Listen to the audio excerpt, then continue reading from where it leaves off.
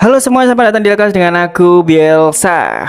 Dan kali ini aku juga ingin bahas atau mungkin sedikit mengkritik tentang MBG. Kita akan tahu berita itu sekarang banyak banget MBG yang orang-orang yang keracunan gitu ya. Jadi aku pengen ngebaca berita sedikit tentang berapa banyak orang yang sudah kena racun MBG gitu ya.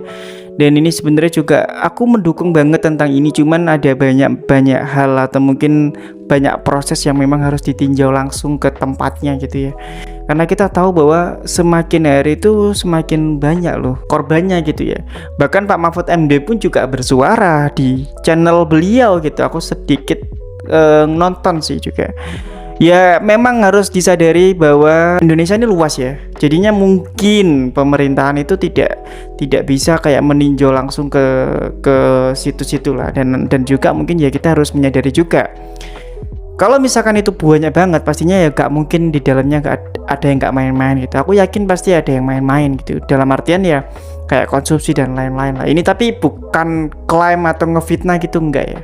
Tapi ini menurutku aja gitu ya. Ya bisa jadi aku salah, pastilah, pasti ada salahnya gitu ya. Tapi ya udahlah, mungkin kita baca aja beritanya ya. Nah, jadi fakta utama dari kasus ini itu adalah, jadi kasus MBG kemarin keracunan itu lokasinya ada di Cipongkor, Kabupaten Bandung Barat. Dan tanggal kejadiannya itu pada mulai tanggal 22 sampai tanggal 25 September 2025. Kok aku susah banget ngomong, belibet banget ya. Jumlah korbannya itu awalnya itu cuma puluhan gitu ya, tapi terus tiba-tiba naik jadi ratusan, jadi 475 orang, dan naik lagi sekitar 842 orang menurut PLT Kepala Dinkes KBB, dan naik lagi menjadi 1000 orang menurut Puskesmas Cipongkur. Dan menurut data nasional BGN itu katanya 4711 kasus keracunan MBG itu tertanggal pada Januari sampai tanggal 22 September 2025. Sedangkan JPPI itu 6.452 anak keracunan hingga 21 September. Dan para korban itu mengalami gejala-gejala seperti sesak napas, mual, sakit perut, pusing, dan lain-lain. Bahkan ada kasus kejang-kejang dan juga tangannya itu terkunci. Ya mungkin kalau misalnya kalian baca beritanya di bawah ya, itu ada namanya Neng Nesa Agustin nomor 18 tahun. Dia itu tangannya terkunci katanya. Dan terus gejala umumnya ya mungkin banyak yang keracunan gitu ya. Biasanya itu memang pasti ada gitu ya. Terus gimana kira-kira reaksi orang tua korban gitu tahu bahwa anaknya keracunan? Jadi awalnya ya orang tua mereka itu senang gitu, karena memang MBG itu ya meringankan beban orang tua. Ya kita nggak bisa menutup itu karena memang seperti itu adanya. Namun setelah kejadian banyak yang menolak MBG dan mengusulkan agar dana itu diberikan tunai kepada orang tua untuk masak di rumah. Ya itu cuman saran orang tua kepada pemerintah. Penyebab menurut otoritasnya itu adalah kesalahan teknis dapur SPPG. Jadi memasaknya itu terlalu awal, akhirnya makanan itu terlalu lama tersimpan. Ya kalau misalkan masak jam 1 malam terus dimakan jam 7 kan juga agak aneh. Terus lagi ada kasus lain di daerah Mamuju, itu keracunan dari saus kadaluarsa. Aduh, saus kadaluarsa ya. Terus ada juga di Ketapang, Kalbar, 25 siswa dan juga guru keracunan menu ikan hiu goreng. Aku nggak kepikiran kok ono menu ikan hiu goreng. Aku tak ngerti sih. Mungkin iwak masa ikan hiu kan nggak mungkin ya. Tapi ya nggak tahu lah. Ini menurut berita. Namun dari kasus itu semua akhirnya ada speak up dari pemerintah gitu. Ada status dan juga tindakan dari pemerintah. Jadi pemerintah Kabupaten Bandung Barat itu menetapkan kejadian luar biasa atau KLB pertanggal 23 September 2025. Jadi BGN itu menghentikan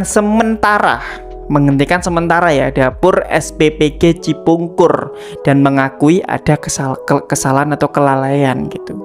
Kemenkes dan juga BGN itu akui hanya sedikit dapur yang memenuhi standar. Jadi dari 8.583 dapur MBG itu hanya ada 34 dapur yang punya sertifikat kebersihan atau SLHS. Waduh, dari 1379 SPPG itu hanya 413 punya SOP keamanan pangan dan 312 menjalankan SOP-nya. Jauh banget dari saran dari sesuai SOP-nya jauh banget ya memang ya. Terus dari pandangan ahli pakar menurut Prof Chandra Yoga Tansotyen atau Pak Tansotyen, sertifikasi itu penting tapi tidak cukup karena masalah itu ada di seluruh rantai pangan gitu loh. Dan di sini itu perlu investigasi epidemiologi untuk tahu titik bocornya. Dan kemungkinan ya ada resiko anak-anak itu malah jadi korban malnutrisi dan efek makanan ultra proses atau UPF, itu menurut Profesor Chandra ya. Nah dari itu semua kan pasti ada polemik tentang kebijakan MBG gitu ya. Tapi poinnya mungkin yang pertama, belum ada rencana penghentian MBG gitu ya. Bahkan Caimin juga speak up.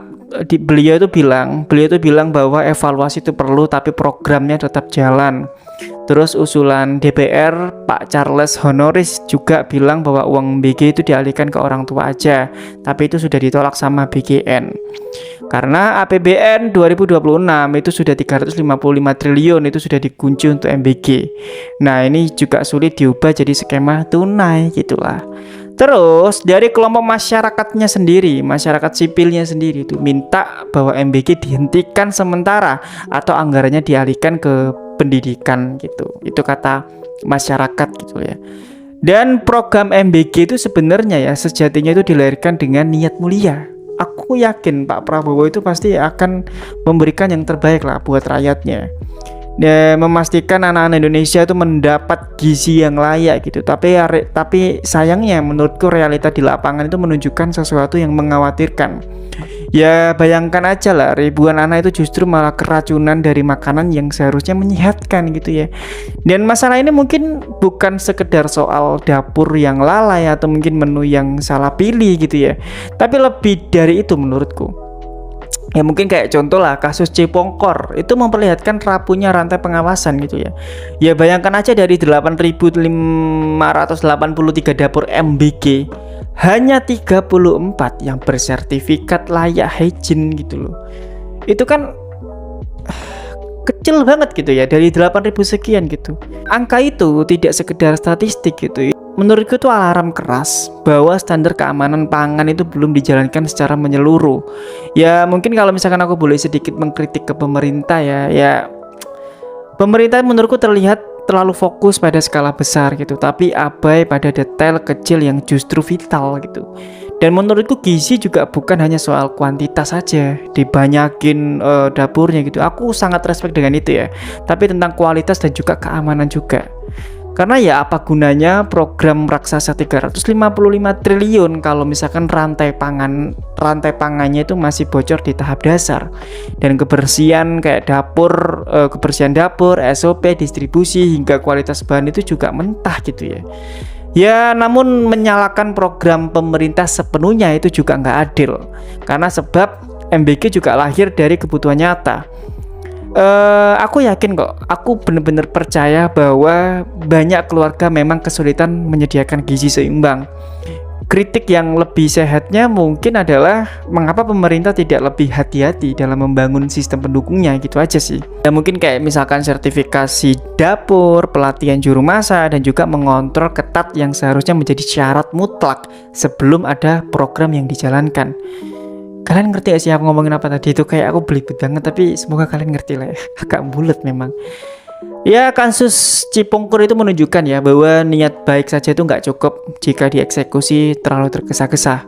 Dan mungkin pemerintah kedepannya perlu berani melakukan pause kecil gitu, atau mungkin evaluasi kecil, atau bukan evaluasi kecil nih, evaluasi menyeluruh lah, bukan sekedar tambal sulam gitu ya, bukan untuk mematikan program, tapi justru agar MBG itu bisa benar-benar berdiri kokoh tanpa mengorbankan ribuan anak di masa depan. Ya mungkin itu aja ya, dan aku yakin Pak Prabowo itu sudah ya gimana ya, kalau misalkan ini Indonesia, lagi-lagi Indonesia itu luas banget luas banget, pulau di mana-mana gitu kan ya. Sekalipun Pak Prabowo menyuruh orang-orang di bawahnya ya belum tentu juga orang di bawahnya itu bermain dengan baik juga ya. Kita harus menerima fakta itulah ya. Tapi aku yakin semoga kedepannya ada jalan keluar yang terbaik lah buat MBG ini gitu ya. Dan semoga orang-orang yang ingin ada niatan jahat-jahat itu ya mending ditangkapin aja lah, biar ada efek jerahnya gitu ya. Karena kan ini membuat orang kayak terluka gitu ya. Keracunan itu termasuk terluka, itu masuk hukum gak sih, Ra? Kalau misalkan kayak sengaja ngebuat orang keracunan gitu kan. Tapi ya oke lah, kita doakan aja semoga yang keracunan itu mereka tuh baik-baik aja gitu ya, nggak ada sampai yang kejadian-kejadian yang tidak diinginkan gitu ya. Tapi kita doakan semoga Indonesia kedepannya lebih maju dan MBG kedepannya lebih baik lagi. Kita harus mendukung program pemerintah, dan kalau misalkan salah kita harus kritik gitu aja lah. Ya mungkin itu aja, aku tambah belibet kalau lama-lama. Terima kasih dan sampai jumpa lagi di kasus selanjutnya. Bye bye.